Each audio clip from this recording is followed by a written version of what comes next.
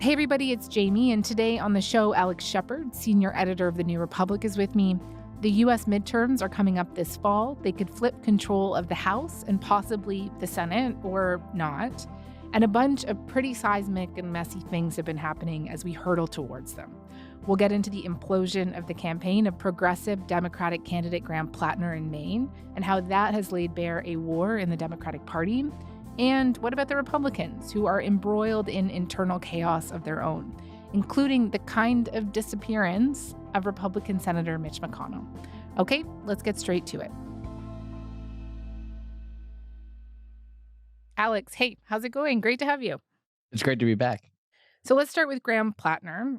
We actually talked about Platner with you recently when we did an episode with you about how toxic it has become for Democratic politicians to take money from AIPAC because of how critically many people are viewing Israel right now. Platner was extremely critical of Israel.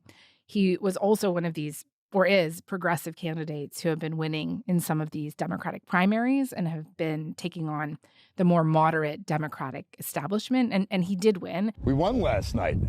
Resounding win from the voters of Maine. If you believe, as I do, that we can change our politics and change our country, then you must also believe that people can change. And he was set to take on Republican Susan Collins this fall in the state of Maine. And Democrats thought that they could flip this. This is like a very, very important state for them. But now he has been accused of rape. And talk to me a little bit about these allegations, which he denies, and how they came out this week. Yeah, so there had been a story a few weeks ago in which several women who had dated Platner in the past described, toxic and in some cases abusive behavior. Platner confirming last month that he sent sexually explicit text messages to multiple women early on in his marriage. Last week, several ex-girlfriends describing, quote, unsettling behavior to the New York Times. One claiming he got physical. He denies being violent. His opponent, these stories that dropped this week were basically follow-ups to that. And in two of them, there were allegations of sexual assault, including Platner forcing a former partner to have sex with him after she had, one, told him to not come over, and then two, after she had said no repeatedly. I looked at him and I remember this very specific look in his eyes. And I could smell alcohol and I was like, this is different. He is heavily intoxicated. And that blank stare was kind of like a photographic memory that I still have of that night. And his that was me recognizing what the situation was. And this was another one where he had removed a condom during sex without consent. I wanted to directly address the troubling, serious, and false allegations against me. Any accusation of non-consensual behavior is categorically false. So the first accusation of sexual assault was the tipping point. And because Platner for months had basically been telling his biggest supporters and donors, there's nothing else out there. And specifically, there are no allegations of sexual assault out there. All of his endorsements dried up. Independent Senator Bernie Sanders from Vermont, who backed Platner through earlier scandals, said he spoke to him today and, quote, recommended that he step aside. More than 30 Democratic senators have called for him to drop out, including Senate Minority Leader Chuck Schumer and Kirsten Gillibrand, who's in charge of electing Democrats to the Senate, as well as some. So, he was basically cooked. And what we now understand is that he's attempting to kind of negotiate an exit from the race. Now, that, of course, being this Senate race, has also turned toxic over the last 24 hours, where it seemed a couple days ago that Platner was ready to get out. And now it seems like he and his backers are trying to make some demands, to kind of help choose whoever succeeds him in this race. Yeah. I want to come back to the successor narrative in a second, but just to stay on Platner and these accusations a little bit longer. This is a guy who has weathered some scandals before, right? A tattoo that resembled a skull and crossbones worn by Nazi SS officers, old Reddit posts where he used racist tropes and was pretty insulting towards rural voters. Very relevant to this moment, a post where he essentially blamed sexual assault victims. Here it is in part. How about people just take some responsibility for themselves and not get so effed up they wind up having sex with someone they don't mean to? He apologized for all this stuff, said it was from a dark period in his life, said the skull tattoo, I think, was just a skull and crossbone tattoo that I got in the Marine Corps with a bunch of other Marines. And then, of course, 2 months after we launched the campaign, it was brought to our attention, the affiliation with something that neo-Nazis use. So I promptly got it covered up because I have no interest in having something like that on my body. So that's obviously like And people, obviously looked past that and he won the primary. But do you think that there were mistakes made here? Because there is this excitement from like a wing of the Democrats right now when they find these outsiders who can really shake things up, who can sell these more progressive policies like universal health care, stronger unions, et cetera. Platner is a very, very strong communicator. And do you think that people were blinded to some warning signs here? Yeah, absolutely. I think part of the issue is that the way that Platner responded to the first wave of accusations. So he gets in the race in the summer, and then in October, there's this huge landslide of old Reddit posts that are released. Those releases timed to the sort of Democratic Party back challenger, the state's governor, Janet Mills, entering the race. And Platner responds by saying, as you mentioned, oh, that was a dark time in my life. I've changed. I showed that, that people like me can become better and better adjusted people in the world. And that's what I'm here to do. And that was part of his larger narrative, right? And I think one of the reasons why so many Democrats kind of fell for Platner was that, his emergence in the summer of 2025 seemed to really scratch an itch, right? Like Donald Trump had just won an election thanks in large part to an astonishingly strong showing with young men, across race and class, basically. And so I think Platner, for a lot of people, seemed to answer this. And, the problem with all of it was that he was lying, right? Some of these accusations are from quite recently. And, I think that there was a tendency here, I think partly because of the thrill of having, someone who seemed to address Democratic vulnerabilities with men and with working class men, even though Platner has never polled particularly well with working class men, that they could kind of excuse a lot of that stuff. And they just held on for far too long. And after it had become very clear, I think that he was lying about several things, and that this sort of toxic behavior that he had described continued until really quite recently.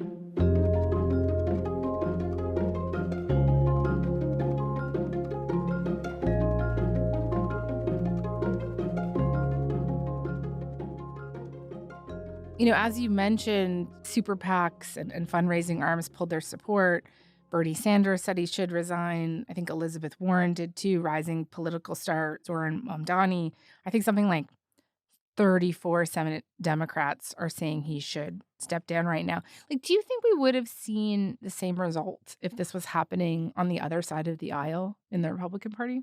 I would say probably not. I think in general, what we've seen, particularly in post-Trump Republican politics, is candidates being rewarded for actually continuing to press on despite numerous allegations of bad behavior, let's say, to put it mildly. I mean, if you look at, for instance, Ken Paxton in Texas, this is somebody, who has a wheelbarrow full of scandals, maybe even a sort of bigger, rap sheet than Graham Platner. And, he's the state Senate nominee right now for the Republican Party. And so I think that there is a bit of a difference there. Now, I mean, it's a little tricky here because part of the reason why Democrats are rightly freaking out, aside from the fact that, continuing to back this guy would obviously immediately undermine many of their key criticisms of Donald Trump, who has also been found civilly liable for sexual assault, among other things. He's a thug. And they're trying to make excuses for him. I mean, he's worse than any human being that's ever run for office, probably. Is that, Maine, this is the most important Senate race for them. If they want to retake the Senate, they basically have to win this seat. And Maine, generally speaking, is a +6, I think, Democratic state, but it's been represented by a Republican, Susan Collins, since the 1990s. So this is their best chance to unseat Collins and pick up a seat that they should have, frankly, had for several decades now. If you look at the fact that, again, this is, a state with a pretty sizable Democratic majority, and it's a very favorable, election environment nationally. It's very important to not run a candidate who is a liar and who has been credibly accused of sexual assault.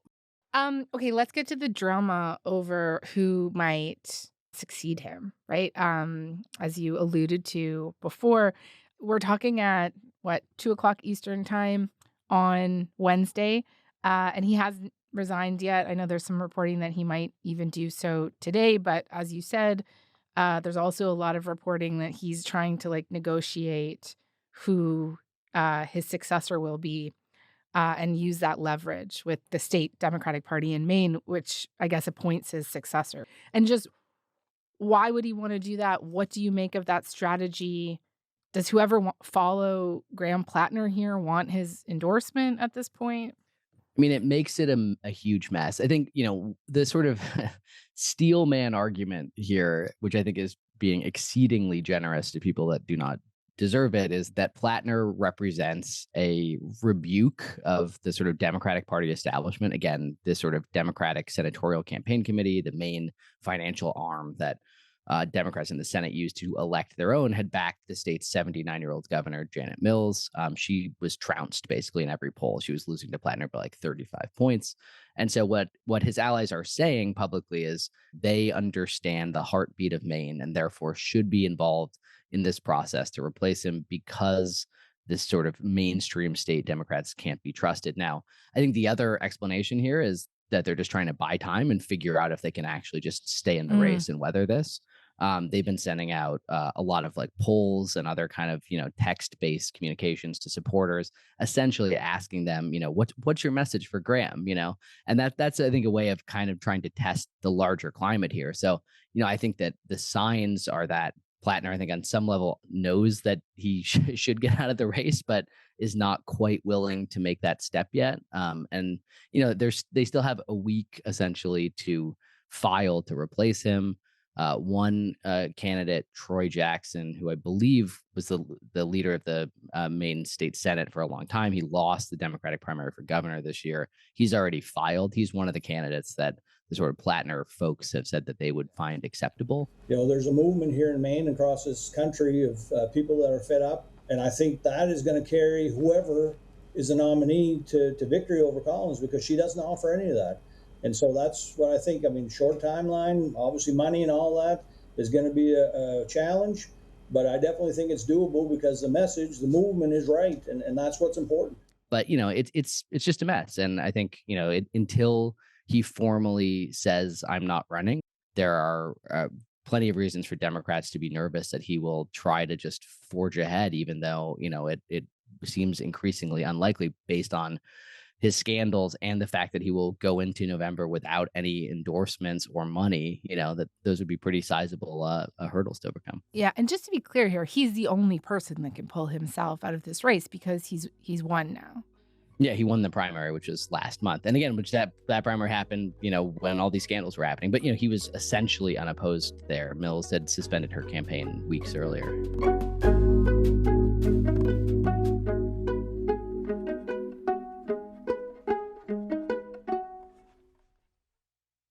This scandal has really kind of laid bare this division within the Democratic Party between the progressive wing and the more establishment wing. I mean, the main Democratic Party, who you said backed that, as establishment candidate, the elderly governor, right? They're pushing back and saying that Platner, these guys have no role in who the next nominee would be. How bad could this fight between these two wings get? And then how bad could that be for the party writ large? Yeah, I mean, I think one of the places, I think when we talked about AIPAC the last time, we talked a lot about the race in Michigan, which is our sort of other big proxy battle. There you have an establishment-backed candidate, Haley Stevens. She's running against a progressive, Bernie Sanders-aligned young doctor, Abdul El-Sayed. And that race, I think, has become, particularly vicious as the primary draws closer. Michigan, God help us, does not go to the polls until I think August 4th. But I think that what we're seeing right now is a shift in the mood of the electorate. I think that there's a tendency, especially among establishment-aligned Dems, to act as though what they're facing is a kind of astroturfed bad faith sort of groups, working in concert to undermine the establishment. But the reason why so many of these outsider candidates are winning is because there's just real anger at the grassroots at the party's leadership, especially like the fact that many Democratic voters that I have spoken to over the last year and a half see the party as having been asleep at the wheel at the start of the sort of second Trump term. They're just furious at Chuck Schumer. They're furious at Hakeem Jeffries. And so candidates that come along and are not backed by the sort of traditional party or have not come up as, Haley Stevens is a sitting member of Congress right now. Outsider candidates, I think, are just appealing to a lot of people right now because of that kind of just, I think, sense of frustration that's permeating. Do you see any attempts on the part of the Democratic Party establishment to try and address any of those concerns the voters seem to have as we kind of hurtle towards the midterms?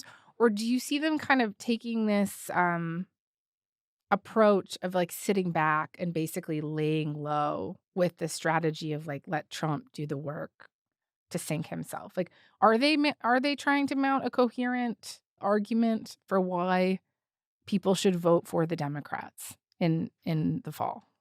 I don't think that they are particularly. I mean, one could argue that there's a certain this has kind of been true since Trump took office again, that essentially the Democratic establishment's strategy has been to just sit back and basically try to make as little fuss as possible and just ride this wave of outrage at Trump. And that, I think one could, kind of reasonably argue that that has worked. Essentially, that voters are just so frustrated with this administration that even though the Democratic brand is still toxic and that, a lot of voters, not Democratic voters, but a lot of voters, still don't like Joe Biden and still think that the party was up to something nefarious by kind of propping him up for so long, that they're still, polling at the generic ballot, something like, 7 points ahead of Republicans, which is pretty significant. Centrist Democrats are still doing reasonably well, right? Like, there have been blips here in New York City, in Colorado, maybe in Michigan. For the most part, the party's establishment is still, winning the elections that it's supposed to win. But I think that, one of the stories that is fascinating to me, especially as we draw closer, again, God help us, to the 2028 presidential primary, is that all of the kind of intellectual energy and messaging force is on the side of these kind of insurgent or more progressive Democrats. And, by, I think, sort of backing away, the sort of party's establishment and party's mainstream has ceded the kind of narrative to the left. And I think there's some panic, I think, in some circles right now, especially as more radical or progressive candidates have won a couple of elections. And I think there's a slow realization that that's the case. But I think that right now, even somebody like Rahm Emanuel, the former Obama chief of staff, who's clearly going to run for president, announced earlier this week that he's going to give a speech about how the U.S. should stop giving military aid to Israel. That to me is a sign not just of how, as we've discussed before, the Democratic Party's base has shifted on Israel. It's a sign of just how much the sort of progressives now control the sort of narrative. They have all of the momentum in terms of agenda setting.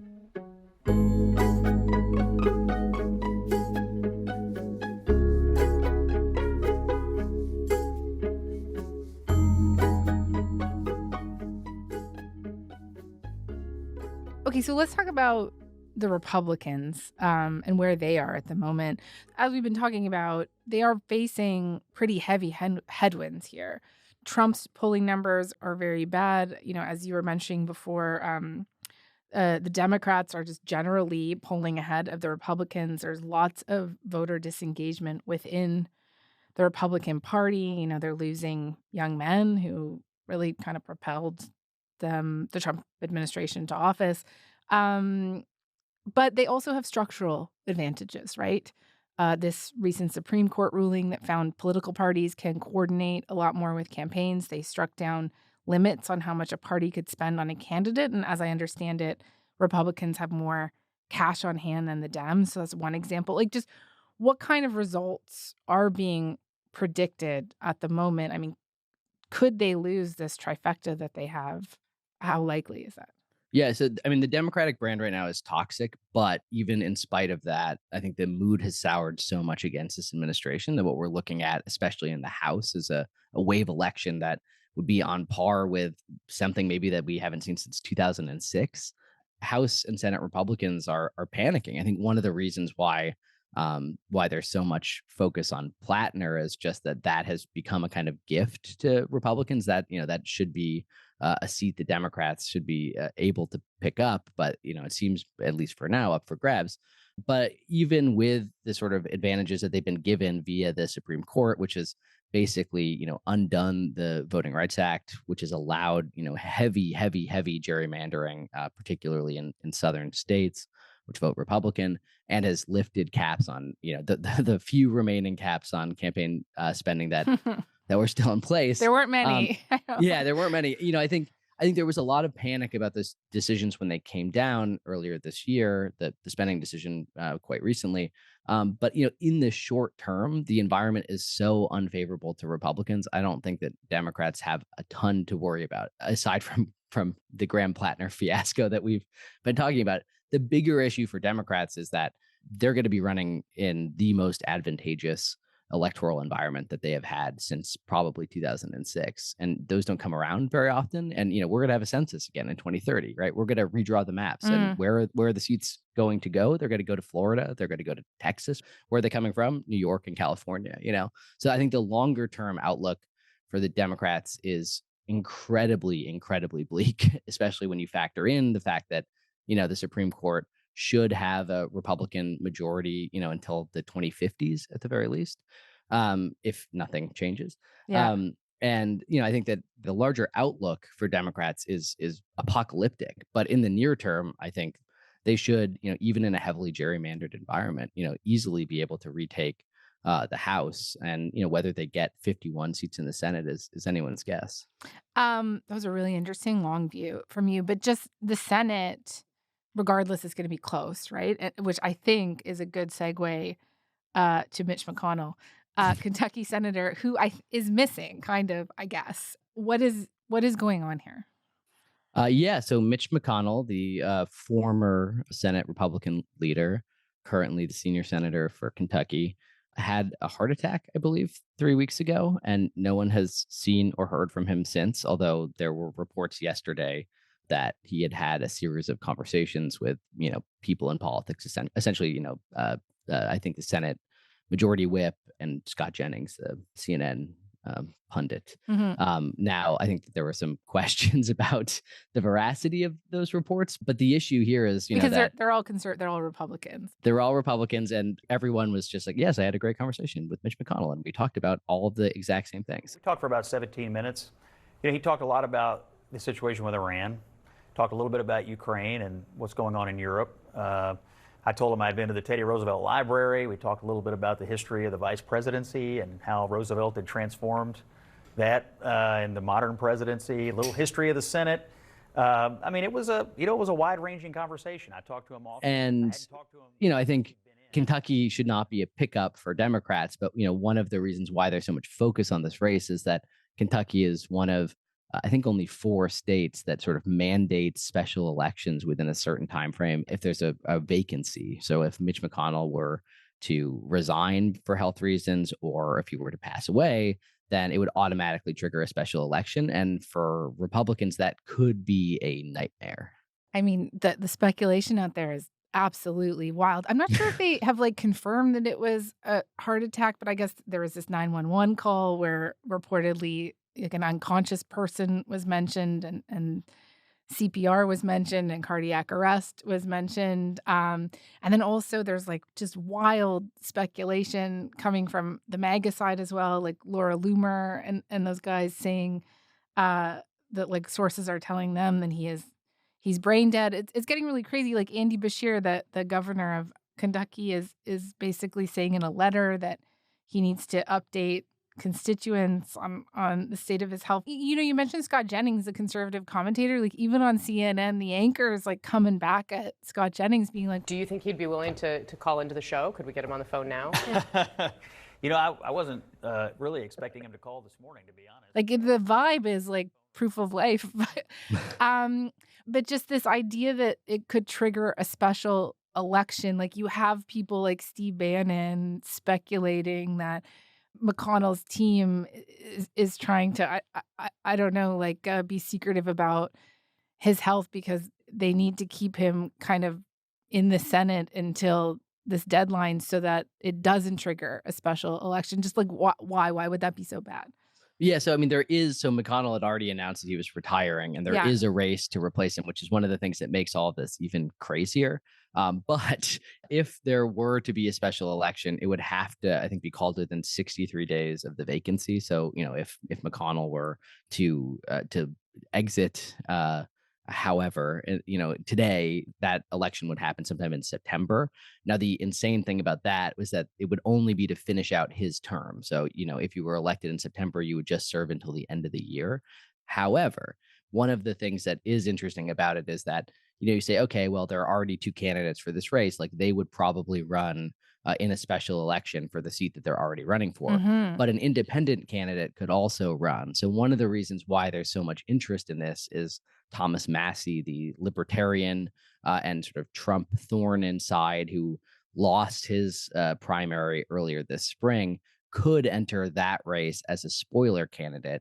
And, it's possible that Massie could win. I think that that's pretty unlikely. But if he were to enter, it would make the chance of Charles Booker, the Democrat in that race, increase exponentially, because Massie would essentially be pulling away, a certain level of Republican voters. And, it's a remarkable story. And I think it's one that also points to just how bad the environment is for Republicans, right? Like they're worried about a special election in Kentucky. That's crazy. Yeah. And I guess just to be clear for people listening, like if Booker, the Democrat, won in the special election, then he would have more time in office to familiarize himself with voters and, be the incumbent, quote unquote, so that when we get to the midterms in the fall, the idea would be like maybe that would better his chances, right? Fair? Yeah, I mean, you have a huge incumbent advantage, right? And I think even if you're just an incumbent for like 50 days, weeks, I think it would still help. And I mean, also it would help because you've beaten this guy already, right? Like you've already shown that you can do it. And I think that would make a difference, right? People don't like voting for losers. It's one of the reasons why Trump is so insistent that he won the 2020 election. Yeah. I think it's really hard for people to hold their nose and vote a second time for somebody that they know has already lost. Excellent point.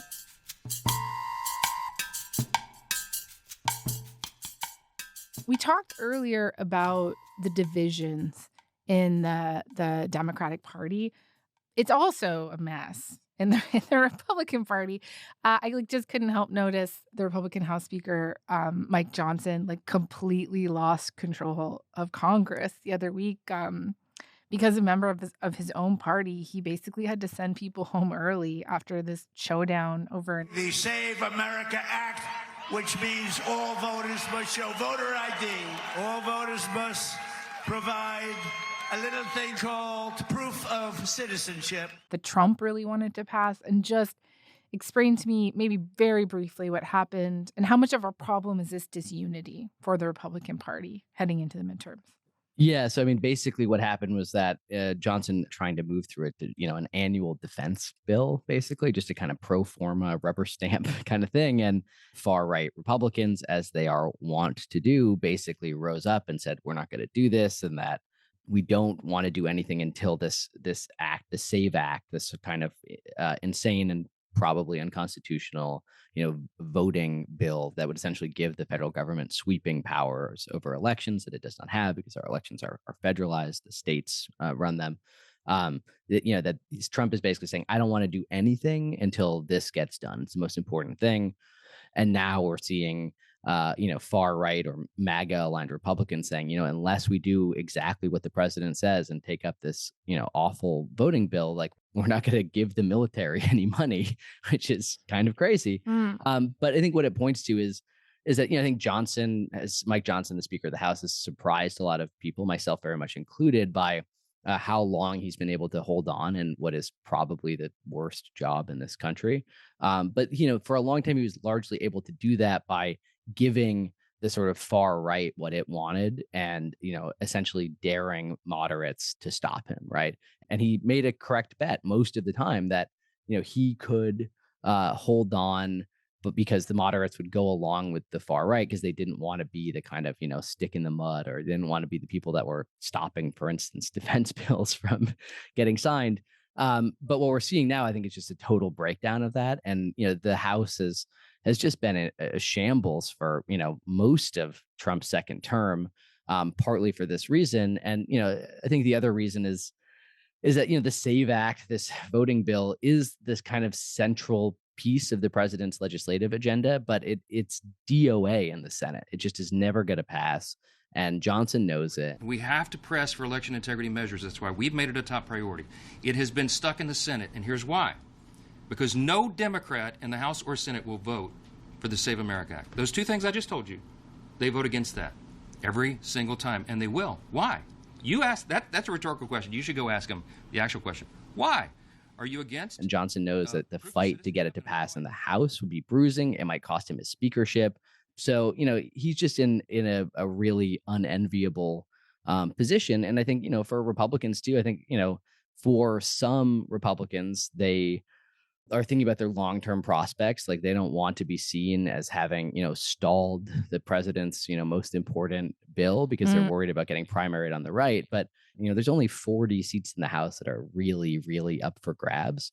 So for most Republicans, they don't really have to worry about getting anything done. They can just kind of go on these, crusades that, will get them Instagram followers and Fox News appearances, but don't get anything done. And I think Johnson is, he was once able to kind of wrangle those people. And now we're just seeing that he's not able to do that at all. Right. Alex, this was fun. Thank you very much. It's always great to talk to you.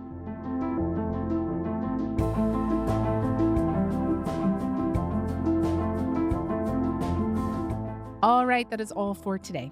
I'm Jamie Poisson. Thanks so much for listening. Talk to you tomorrow.